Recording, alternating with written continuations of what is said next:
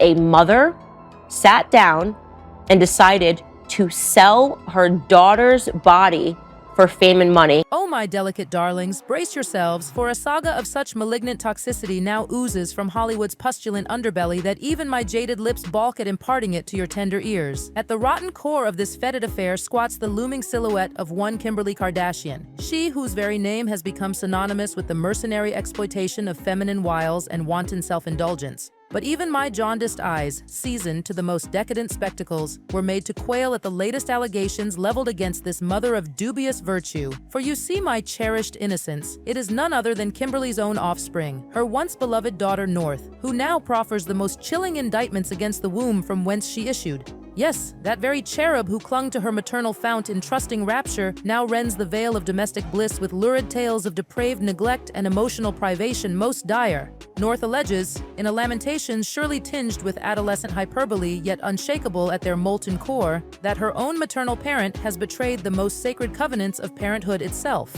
For this raven-tressed waif claims Kim has elevated her own venal pursuit of worldly aggrandizement over the sanctity of the mother-child bond, ruthlessly exploiting her innocent daughter as naught but a mere media prop in service to her vanities. Important to also do mental health checks on your friends and your loved ones. You should be more busy of your kids, not your friends. Can you even fathom such monstrous disregard, my elfin loves? To conceive of a mother so morally purblind, so utterly untouched by the aching pathos of daughterly need, as to objectify the very fruit of her once fertile womb, why, it beggars belief amongst even this arch-cynical coterie of scandal-mongers. Surely you tremble, the dear lass indulges in poetic exaggeration to mask some understandable adolescent pique, that she cannot truly intend to impugn the once vaunted matriarch of America's most regally profligate clan. And yet, I must aver in hushed and respectful tones, I fear the blushing bloom of young North's indictments do indeed carry all the noxious whiff of authenticity most malodorous. For her grievances transcend mere rhetorical fustian and instead blossom into accusations of depravity most grave. It seems our Kimberly has permitted, nay encouraged, her innocent kin to bear the salacious trappings of adulthood from a shockingly tender age.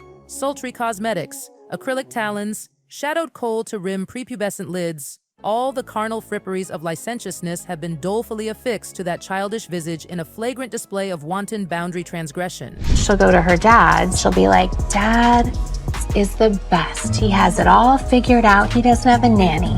He doesn't have a chef. He doesn't have security. He lives in an apartment. And she'll start crying, why don't you have an apartment?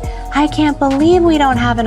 The mind understandably reads from contemplating the pernicious roots of such a defilement, does it not? What malign motivations could engender such an unseemly inversion of the natural order, compelling a mother to intentionally expedite her own child's descent into the gaudy excesses of physical self-objectification? Some soothsayers point trembling digits at the rumored presence of one Sean Diddy Combs, hip-hop mogul and reputed facilitator of bacchanalian excess without peer or precedence. For whispers abound that even the tender blossom of Kimberly's youngest sprig, North herself, has been knowingly subjected to the debauched convocations of Diddy's lair, presented, one can only surmise, as an unwitting oblation towards the insatiable maws of the celebrity industrial complex. The feds are looking for Kris Jenner. When the feds raided Puffy's houses, they found tapes with evidence of Kris Jenner being part of some criminal act. Oh, but this is mere soupçon of innuendo. You protest as puce blushes rise to mottled cheeks. Surely your breathless narrator indulges in the most egregious invention, the rankest sensationalism in intimating such demonic realms of possibility. For who amongst us could condone, let alone perpetrate, such a horrific perversion of childhood's innocence as to foist a mere infant into the lurid bacchanals of hedonistic excess? And yet I fear there lie further lacerations upon my battered integrity, my wincing loves. For it seems the beleaguered paterfamilias Kanye West himself has been stirred to defensive furor on behalf of his threatened daughter, emboldened by North's confessions to petition the dread tribunals of Child Protective Services against his own estranged spouse. Can you even conceive of such intestine warfare erupting amidst this dynastic house of excess? For the errant Mr. West has purportedly marshaled photographic evidence most damning, images of a still tender North garbed in the mackelage of Hellenic decadence, her grooming explicitly evocative of the demimonde's unholiest professions. And it was at this grotesque nadir of affronted parenthood that Kanye took the bold decision to enlist the coercive mechanisms of the state to intervene in his domestic imbroglios once and for all.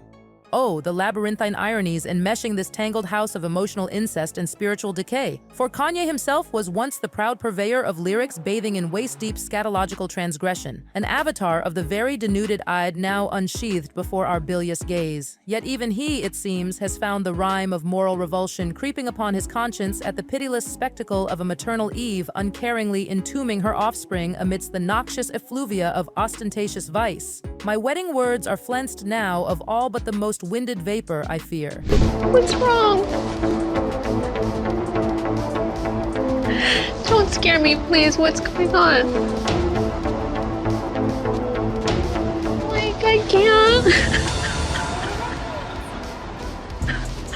Follow Diddy 24 hours before that happened. She and Chris has close ties, but the FBI and law enforcement, they know something was gonna happen. They know. For even my obdurate spirit quails before the unanswerable profundities encircling this latest plumb line of Hollywood's collective spiritual nadir. All I can aver with trembling certainty is that the cycles of karmic rebuke appear to be tightening their pitiless valences around the nexus of fame and decadence incarnate, a morality tale spiraling towards a denouement too dark yet to depict in its fullest elaborations. So let this latest installment of our breathless chronicles linger upon your fevered palates like the lingering exhale of Spenglerian decline, oh my precious pixies.